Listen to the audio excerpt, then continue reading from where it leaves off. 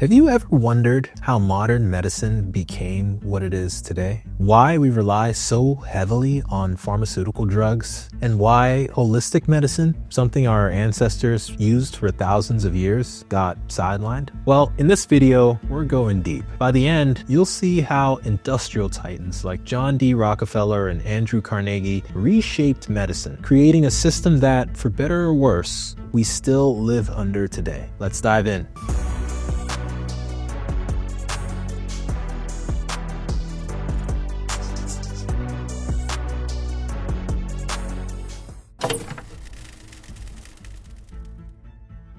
Back in the 19th century, medicine wasn't what it is now. Doctors didn't have MRIs or antibiotics, and most of them weren't even professionally trained. Healthcare was incredibly diverse. Natural remedies, homeopathy, herbal medicine, even spiritual healing were all considered valid. But here's the thing, this diversity meant that there wasn't a single dominant way to treat patients. Now, that all changed when industrialists realized something important. There is a lot of money to be made in medicine.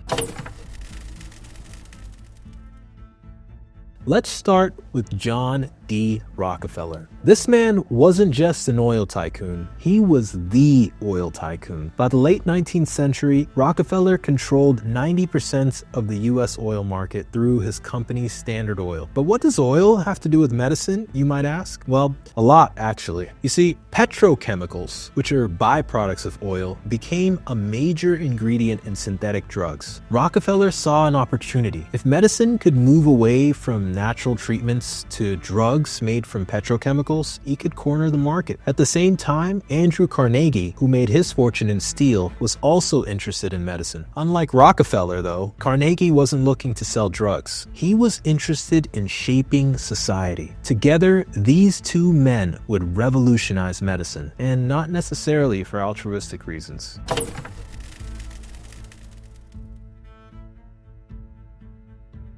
In 1910, the Carnegie Foundation funded a study called the Flexner Report. This study was authored by Abraham Flexner, a former schoolmaster with no medical background. The report concluded that many medical schools in the US were subpar and needed to be shut down. Sounds like a good thing, right? Here's the catch. The report favored schools that focused on allopathic medicine. This is the system we use today, by the way. It's based on two things: pharmaceuticals and surgery. Schools teaching holistic or alternative approaches like herbal medicine, chiropractic care, or even osteopathy were all labeled as quackery and systematically defunded. Over half of US medical schools closed within a decade. And guess who funded the remaining schools? That's right, Rockefeller and Carnegie. Through donations and grants, they reshaped medical education to prioritize drug-based treatments, effectively eliminating competition from natural remedies.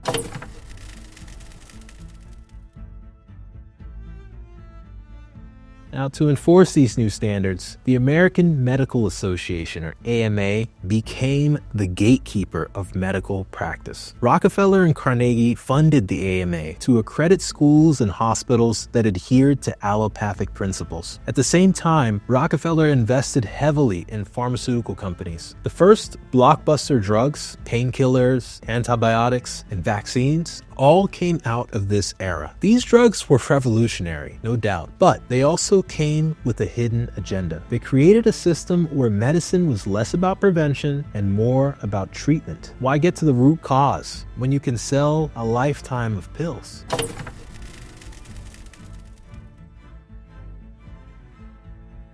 Fast forward to today, and we're living in a healthcare system shaped by these decisions. Chronic illnesses like diabetes, hypertension, and heart disease are treated with a revolving door of medications, but prevention and lifestyle changes are often overlooked. It's not that modern medicine isn't incredible. It's saved countless lives. But there's a reason why pharmaceutical companies are some of the most profitable businesses in the history of the world. The system isn't just about health, it's also about profit. So what does this all mean for you and me? Well, first, we need to understand that the healthcare system we trust wasn't built purely for our benefit. It was also built for profit. That's not inherently bad, okay? But it does mean we have to think critically about our choices. Second, There's value in looking back at the holistic practices that were left behind. While pharmaceuticals are essential, integrating natural approaches could offer a more balanced way to treat and prevent disease. Medicine has come a long way,